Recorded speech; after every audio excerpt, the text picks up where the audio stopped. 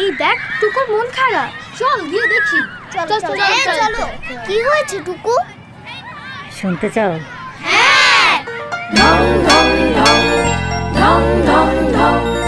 নতুন সাজে স্কুলের ওই ঘন্টা বাজে, আলোর জানলা গেছে খুলে ঘন্টা বাজে।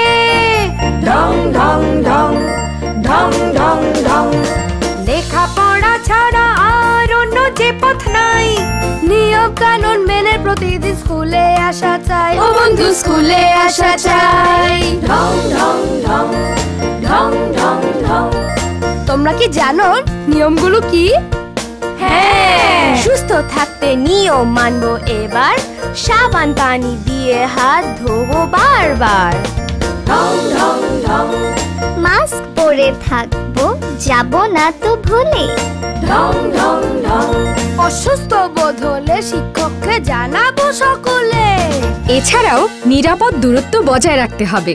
আর বাবা মা হিসেবে আপনাদের দায়িত্ব হলো সন্তান যাতে এই নিয়মগুলো সঠিকভাবে পালন করে সে বিষয়ে তাদেরকে অনুপ্রাণিত করা।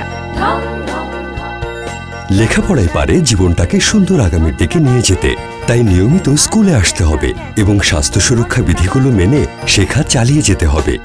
সন্তানকে নিয়মিত স্কুলে পাঠাই, সবাই মিলে দিন বদলায়।